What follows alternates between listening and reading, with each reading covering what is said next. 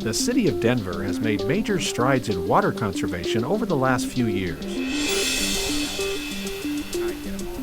We've been able to save over 2.5 billion gallons of water for Denver Parks and Recreation. Billion with a B.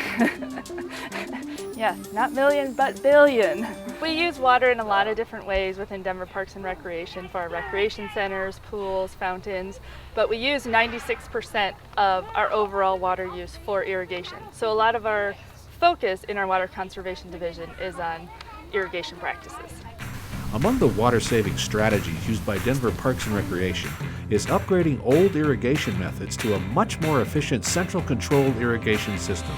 When we manage our water systems more accurately, so when it rains and we are able to centrally control and shut off all of our irrigation systems, for every inch per acre that we save across all of our 3,000 irrigated acres, we save $150,000. With central control, the conversion to central control irrigation units, we anticipate at least a 15% overall water savings, and that's on the conservative side. Typically, we can see up to 20 or 30% water savings. Another conservation strategy is using more water-efficient native grasses and plant material. As we build new parks within Denver Parks and Recreation, we're also looking to make sure we have diverse landscapes. And when we are able to turn our sort of passive areas over to low water landscapes, that can easily save us 60 to 70% of what we would normally irrigate turf at. Central Park for Denver Parks and Recreation is considered one of our regional parks. It was built around 2008, and it's a really good example of how we're trying to blend the different landscape types within one park.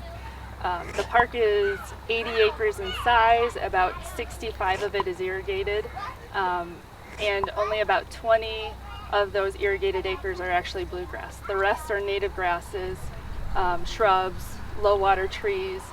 We have a xeriscape garden here. Some of the other things we're doing for water conservation is to work with Denver Water to convert our parks from potable water to recycled water.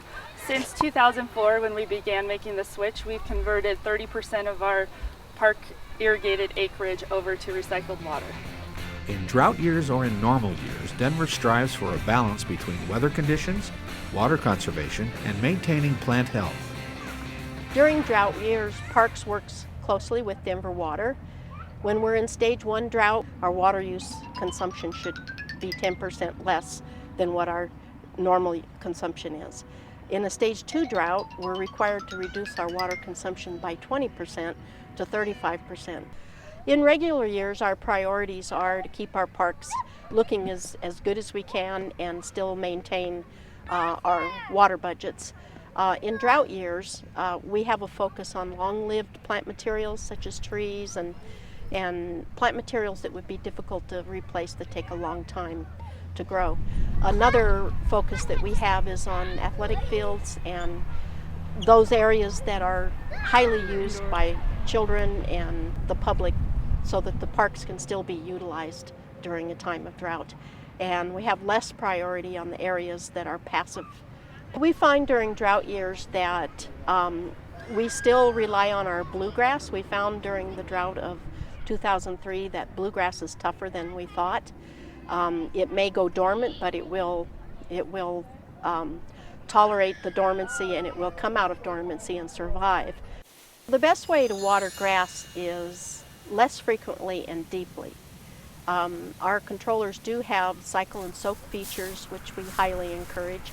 This allows part of the water cycle to run through and then a repeat so that that water has time to soak in. A number of our sites where we have passive use areas feature native grasses. We find that native areas that are in the passive use areas in the parks can survive very well with reduced water. And so we do strive to convert some of our areas as we can to native areas. With these and many other water conservation methods, Denver Parks and Recreation is committed to saving water while maintaining our beautiful city parklands for now and into the future. So our newest parks built out at Stapleton, Lowry, our parks out in Green Valley Ranch and Parkfield, all use the same techniques of trying to use only turf in the high activity use areas. I think the public's been very responsive to us changing the look of our plant palettes. I think in part because they recognize water as a precious resource within Colorado.